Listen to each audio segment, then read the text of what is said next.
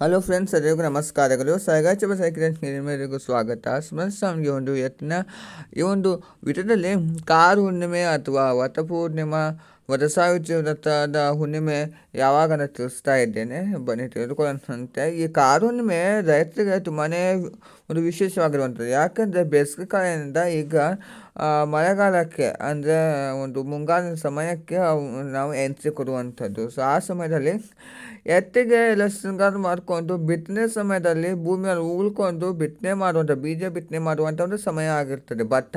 So ಆ ಕಾರಣಕ್ಕೆ ರೈತರಿಗೆ ತುಂಬ ಸಡಗರವಾದ ಒಂದು ಒಂದು ಹಬ್ಬನೇ ಆಗಿರುವಂಥದ್ದು. ಆವತ್ತಿನ ದಿವಸ ನಾವು ವರಸಾವಿತ್ರ ವ್ರತವನ್ನು ಕೂಡ ಆಚರಣೆ ಮಾಡ್ತೇವೆ, ಕಾರು ಹುಣ್ಣಿಮೆ ಅಂತ ಕೂಡ ನಾವು ಕರಿತೇವೆ.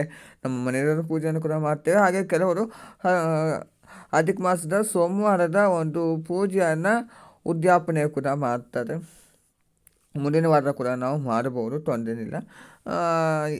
ಈ ಮೊದಲಿಗೆ ನಾವು ಒಂದು ಹುಣ್ಣಿಮೆ ಯಾವಾಗ ಅಂತ ತಿಳ್ಕೊಬೇಕಂತೆ. ಈ ಹುಣ್ಣಿಮೆಯು ನಮಗೆ ಕಾರು ಹುಣ್ಣಿಮೆ ಯಾವಾಗಪ್ಪ ಅನ್ನೋದಾದರೆ 29ನೇ ತಾರೀಕು ಸೋಮವಾರ ಬೆಳಿಗ್ಗೆ ಬೆಳಗ್ಗೆನೆ 3:07 ಪ್ರಾರಂಭವಾಗಿದ್ದು 30ನೇ ತಾರೀಕು ಮಂಗಳವಾರ ಬೆಳಿಗ್ಗೆ 5:27 ಮುಕ್ತಾಯವಾಗ್ತದೆ. ಸೊ ನಾವು ಸೂರ್ಯೋದಯದ ಒಂದು ತಿಥಿಯನ್ನು ತೆಗೆದುಕೊಂಡು ಸೋಮವಾರ 29ನೇ ತಾರೀಕು ನಾವು ಆಚರಣೆ ಮಾಡಬೇಕಾಗಿರುವಂಥದ್ದು. ತುಂಬಾ ಒಂದು ವಿಶೇಷವಾಗಿಯೇ ಬಂದಿರುವಂಥದ್ದು. ಯಾಕಂದರೆ ಶಿವನ ವಾರ, ನಾವು ಶಿವ ಪಾರ್ವತಿ ಪೂಜೆಗಳನ್ನು ನಾವು ಮಾಡಬೇಕು, ಲಕ್ಷ್ಮೀ ಪೂಜೆಯನ್ನು ಮಾಡ್ತೇವೆ, ಹಾಗೆ ವರಸಾವಿತ್ರ ವ್ರತವನ್ನು ಕೂಡ ನಾವು ಆಚರಣೆ ಮಾಡ್ತೇವೆ. ನಾವು ಹುಣ್ಣಿಮೆ ಪೂಜೆ ಯಾವ ರೀತಿ ಮಾಡಬೇಕು ಅನ್ನೋದಾದರೆ, ನಾವು ದಿನನಿತ್ಯ ಇರುವಂಥ ಒಂದು ಕಲಶವನ್ನು ಬದಲಾವಣೆ ಮಾಡಿಕೊಂಡು ಹೊಸದಾಗಿ ನೀರನ್ನು ತುಂಬಿಸಿ 5 ವೇದನೆಯನ್ನು ಇಟ್ಟು ಅಮಾವಾಸ್ಯೆಗೆ ಇಟ್ಟಿದ್ದ ಕಾಯನ್ನು ಶುದ್ಧಿ ಮಾಡಿ ಮತ್ತೊಂದು ಸಲ ಅರಿಶಿನ ಕುಂಕುಮವನ್ನು ಹಚ್ಚಿ ಅದೇ ಕಾಯನ್ನು ಇಟ್ಟು ಗೆಜ್ಜೆ ವಸ್ತ್ರ ಮುಖಪದ್ಮ ಹಾಕುವಂಥ ಪದ್ಧತಿ, ಅದನ್ನು ಹಾಕಿ ಬನ್ನಿಪತ್ರೆಯಿಂದ ಸ್ವಲ್ಪ ಮಟ್ಟಿಗೆ ನೀವು ಅಲಂಕಾರ ಮಾಡ್ಕೊಳ್ಳಿ. ಯಾಕೆಂದರೆ ಲಕ್ಷ್ಮೀ ಪೂಜೆಯನ್ನು ನಾವು ಆವತ್ತಿನ ದಿವಸ ಕೂಡ ಮಾಡ್ತೇವೆ. ಸೊ ಅದರ ಒಂದು ಸಾಂಕೇತಿಕವಾಗಿ ಬನ್ನಿಪತ್ರೆಯನ್ನು ಇಟ್ಟು ಸೊ ನೀವು ಹೂಗಳಿಂದ ಅಲಂಕಾರ ಮಾಡಿಕೊಂಡ್ರೆ ದೀಪವನ್ನು ಇಟ್ಟು ಶಿವ, ಗೌರಿ, ಪಾರ್ವತಿ ಮತ್ತು ಗಣೇಶ, ಸುಬ್ರಹ್ಮಣ್ಯ ಒಂದು ಪರಿವಾರ ಸಮೇತ ಒಂದು ತಟ್ಟೆಯಲ್ಲಿ ನೀವು ವಿಗ್ರಹವನ್ನು ಜೋಡಿಸಿ, ಇಲ್ಲಾಂದರೆ ಒಂದು ಫೋಟೋವನ್ನು ಇಟ್ಟು ನೀವು ಅದಕ್ಕೆ ಬಿಲ್ಪತ್ರೆಯನ್ನು ಇಟ್ಟು ಸರಳವಾಗಿ ನೀವು ಒಂದು ಪ್ರಸಾದಕ್ಕೆ ನೀವು ಮಾಡಿರ್ತೀರ, ನೀವು ಸಿಹಿ ಸಜ್ಜಿಗೆನೇ ಮಾಡಿರ್ಬೋದು. ಯಾಕಂದರೆ ನಮಗೆ ಸಿಹಿ ಸಜ್ಜಿಗೆ ಮಾಡಿದ್ರೆ 3 ಪೂಜೆಗೆ ಕೂಡ ಆಗ್ತದೆ. ಸತ್ಯನಾರಾಯಣ ಪೂಜೆಗೆ ಕೂಡ ಆಗ್ತದೆ, ನಮ್ಮ ಮನೆದೇವರ ಪೂಜೆಗೆ ಕೂಡ ಆಗ್ತದೆ, ಹಾಗೆ ವರಸಾವಿತ್ರ ವ್ರತಕ್ಕೆ ಕೂಡ ಆಗ್ತದೆ. ಸೊ ಆ ಕಾರಣಕ್ಕೆ ಒಂದು ಪ್ರಸಾದವನ್ನು ಸಹಿತ ಮಾಡಿಕೊಂಡು ನೀವು ಪೂಜೆಯನ್ನು ಒಂದು ಕಾಯಿನ ಒಡೆದು ಮಂಗಳಾರತಿಯನ್ನು ಮಾಡಿಕೊಳ್ಳಿ ಸರಳವಾಗಿಯೇ. ಹಾಗೆ ನಂತರ ನಿಮ್ಮ ಮನೆಯಲ್ಲಿರೋ ಪೂಜೆ ಎಲ್ಲ ಆಗಿದ ನಂತರ ನೀವು ವರಸಾವಿತ್ರಿ ವ್ರತಕ್ಕೆ ನೀವು ಹೋಗಬೇಕು. ಯಾವ ರೀತಿ ಪೂಜೆಯನ್ನು ಮಾಡಬೇಕು ಅನ್ನೋದಾದರೆ, ನೀವು ನಾನು ಹೇಳುವಂಥ ವಸ್ತುಗಳನ್ನು ನೀವು ಸೇರಿಸಿ ಮಾಡಿಕೊಂಡು ನೀವು ಪೂಜೆಗೆಲ್ಲ ನೀವು ಹೋಗಬೇಕಾಗಿರ್ತದೆ. ನೀವು ಒಂದು ಕಲಶದಲ್ಲಿ ಒಂದು ನೀರನ್ನು ತುಂಬಿಸಿ ನೀವು ಹೋಗ್ಬೋದು. ಇಲ್ಲಾಂದರೆ ನಿಮ್ಮ ಆ ಒಂದು ಮರದ ಹತ್ತಿರ ನಿಮಗೆ ನೀರು ಸಿಕ್ಕಿದರೆ ಅಲ್ಲೇ ನೀವು ನೀರನ್ನು ತುಂಬಿಸ್ಕೊಂಡು ಮರಕ್ಕೆ ನೀವು ಹಾಕ್ಬೋದು. ಇಲ್ಲಾಂದರೆ ಮನೆಯಿಂದ ಕೂಡ ನೀವು ಒಂದು ಹೋಗ್ಬೋದು ಒಂದು ಬಾಟಲ್, ಇಲ್ಲಾಂದರೆ ಒಂದು ಕಲಸದಲ್ಲಿ. ಮೊದಲಿಗೆ ಸ್ವಲ್ಪ ಮಟ್ಟಿಗೆ ನೀರನ್ನು ಹಾಕಿ ಆ ಮರವನ್ನು ತಿಕ್ಕಿ ತೊಳೆದು ನಂತರದಲ್ಲಿ ಶ್ರೀಗಂಧ, ಅರಿಶಿನ, ಕುಂಕುಮವನ್ನು ಹಚ್ಚಿ ಕೆಳಭಾಗದಲ್ಲಿ ಒಂದು ರಂಗೋಲಿಯನ್ನು ಹಾಕಬೇಕು. ಒಂದು ಅಷ್ಟರ ಪದ್ಮ ರಂಗೋಲಿಯನ್ನು ಹಾಕಿ ಒಂದು ಅಡಿಕೆ ಪ್ಲೇಟನ್ನು ಇಟ್ಟು ಅದ್ರ ಮೇಲೆ 2 ವಿಳೆದೆಲೆ ಮೇಲೆ ಅಕ್ಷತೆಯನ್ನು ಹಾಕಿ ಸತ್ಯವಾನ್ ಸಾವಿತ್ರ ಅಂತ 2 ಅರಿಶಿಣದ ಉಂಡೆಯನ್ನು ಸೇರಿಸಿ ಮಾಡ್ಕೋಬೇಕು ಗೌರಮ್ಮ ರೀತಿ. ಅದು ನೀವು 2 ಇರಬೇಕು. ನಂತರ ಸತ್ಯವಾನ್ ಸಾವಿತ್ರ ಯಾವಾಯಾಮಿ ಅಂತಲೂ ಕುಂಕುಮವನ್ನು ಹಚ್ಚಿ ಅಂಗನೂಲನ್ನು ಹಾಕಬೇಕು, 5 ಅಂಗನೂರು. ನಂತರ ಗೆಜ್ಜೆ ವಸ್ತ್ರ 2ಕ್ಕೂ ಕೂಡ ನೀವು ಬೇರೆ ಬೇರೆ ಆಗಿ ಅಂಗನೂರು ಗೆಜ್ಜೆ ವಸ್ತ್ರನೂ ಹಾಕಬೇಕು. ನಂತರದಲ್ಲಿ ಸಾವಿತ್ರಿಗೆ ಏನು ಅರಿಶಿನದಿಂದ ಒಂದು ಗೌರಮ್ಮ ಮಾಡಿರ್ತೀರೋ ಆ ಸಾವಿತ್ರಿಗೆ ನೀವು ಮಾಂಗಲ್ಯವನ್ನು ಕೂಡ ಹಾಕಬೇಕು.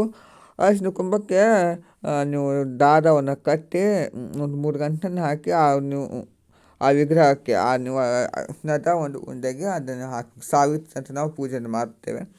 ನಂತರ ಪ್ರಸಾದಕ್ಕೆ ಅಂತ ನೀವು ಹಿಂದಿನ ದಿವಸನೇ ನೀವು ಕಡಲೆಕಾಳನ್ನು ನೆನೆಸಿ ನೀವು ಇಟ್ಟಿರಬೇಕು. ಅದೇ ನೀವು ಪ್ರಸಾದ ರೂಪವಾಗಿ ಕೂಡ ನೀವು ಇರಬೇಕು. ಯಾಕೆಂದರೆ ಸಾವಿತ್ರಿ ಏನು ಮಾಡಿರ್ತಾರೆ ಅನ್ನೋದಾದರೆ, ತನ್ನ ಗಂಡನನ್ನು ಕಡಲೆಕಾಳಿನ ರೂಪದ ಮುಖಾಂತರ ಅವರು ಪಡೆದುಕೊಂಡಿರ್ತಾರೆ ಯಮರಾಜನಿಂದ. ಸೊ ಆ ಕಾರಣಕ್ಕೆ ಅದರ ಒಂದು ಸಾಂಕೇತಿಕವಾಗಿ ನಾವು ವರಸಾವಿತ್ರಿ ವ್ರತದ ದಿವಸ ನಾವು ಕಡಲೆಕಾಳನ್ನು ನಾವು ಪ್ರಸಾದ ರೂಪವಾಗಿ ಇಟ್ಟು ನಾವು ಪೂಜೆ ಮಾಡ್ತೇವೆ ಈ ವ್ರತ ವೃಕ್ಷದ ಕೆಳಗೆ. ಸೊ ಅದು ತುಂಬಾ ಒಂದು ವಿಶೇಷವಾಗಿರುವಂಥದ್ದು. ನೀವು ಪ್ರಸಾದಕ್ಕೆ ಅಂತ ನೀವು ಈಗಾಗಲೇ ತಿಳಿಸ್ಕೊಟ್ಟಿದ್ದೆ, ಸಿಹಿ ಸಜ್ಜಿಗೆ ಮಾಡ್ಬೋದು, ಬೆಳೆದನ್ನ ಮಾಡ್ಬೋದು, ಏನು ಸಿಹಿ ಆಗಿರುವಂಥ ನೀವು ಪೊಂಗಲ್ ಮಾಡಿ ನೀವು ಪ್ರಸಾದ ರೂಪವಾಗಿ ಇಟ್ಟು ಒಂದು ತಾಂಬೂಲ ಎಲೆ ಅಡಿಕೆ ದಕ್ಷಿಣ ಆಗಿ ಯಾವುದಾದ್ರು ಒಂದು ಹಣ್ಣು, ಇಲ್ಲಾಂದರೆ ಬಾಳೆಹಣ್ಣು ಮತ್ತು ಸ್ವಲ್ಪ ಮಟ್ಟಿಗೆ ಹಣ್ಣು ಅಷ್ಟನ್ನು ಸಹಿತ ಮಾಡ್ಕೋಬೇಕು. ನಂತರದಲ್ಲಿ 2 ದೀಪ, 2 ತುಪ್ಪದ ದೀಪವನ್ನು ಹಚ್ಚಿಟ್ಟು ನೀವು ಪೂಜೆನ ಮಾಡಿಕೊಳ್ಳಿ. 2 ಮನೆ ದೀಪವನ್ನು ತೆಗೆದುಕೊಂಡು ಹೋಗ್ಬೋದು.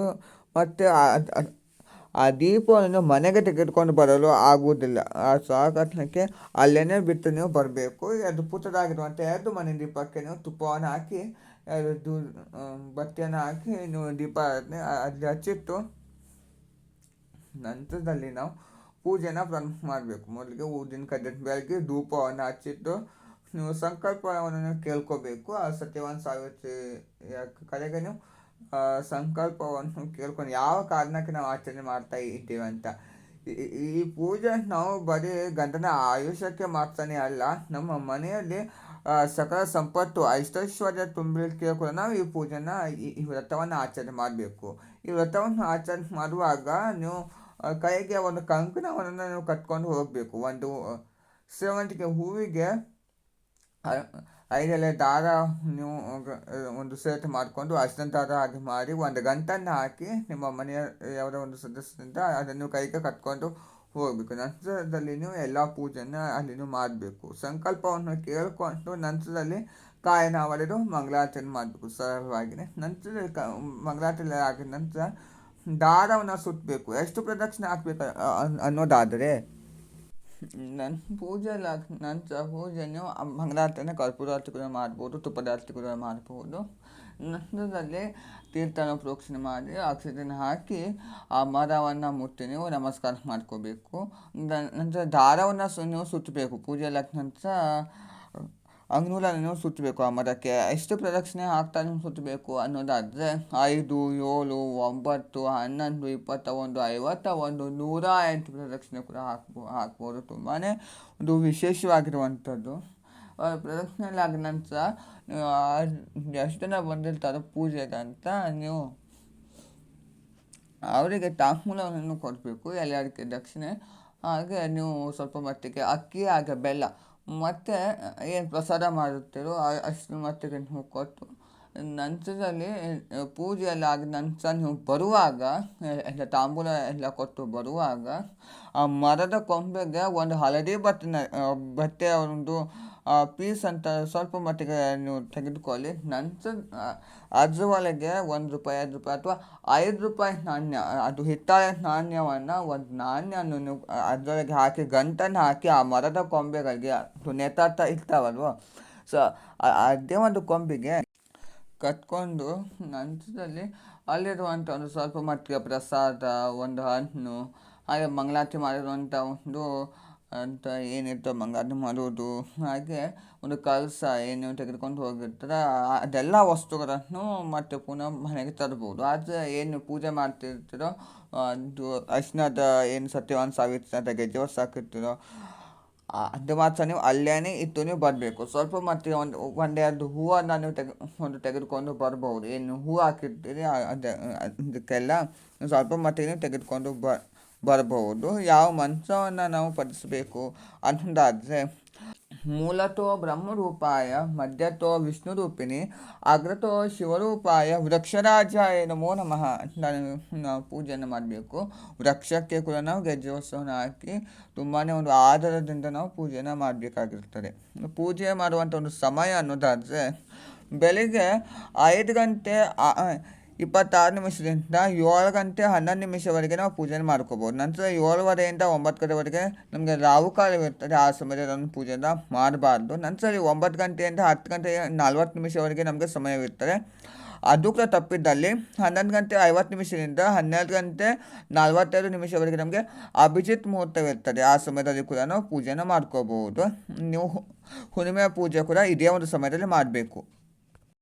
ನೋಡಿದ್ರೆ ಫ್ರೆಂಡ್ಸ್, ಇವತ್ತಿನ ಈ ಒಂದು ವಿಡಿಯೋದಲ್ಲಿ ನಾನು ನಿಮಗೆ ಸಾವಿತ್ರಿ ವ್ರತ ಹಾಗೆ ಹುಣ್ಣಿಮೆ ಯಾವಾಗ ಹಾಗೆ ಯಾವ ರೀತಿ ಪೂಜೆ ಮಾಡಬೇಕು ಅಂತ ಸಂಪೂರ್ಣವಾದ ಒಂದು ಮಾಹಿತಿಯನ್ನು ಕೊಟ್ಟಿದ್ದೇನೆ. ಎಲ್ಲರಿಗೂ ಇಷ್ಟವಾಗಿ ಭಾವಿಸಿದ್ದೇನೆ. ಲೈಕ್ ಮಾಡಿ, ಶೇರ್ ಮಾಡಿ, ಕಮೆಂಟ್ ಮಾಡಿ, ಹಾಗೆಯೇ ಒಂದು ಸಬ್ಸ್ಕ್ರೈಬ್ ಮಾಡ್ಕೊಳ್ಳಿ. Thank you.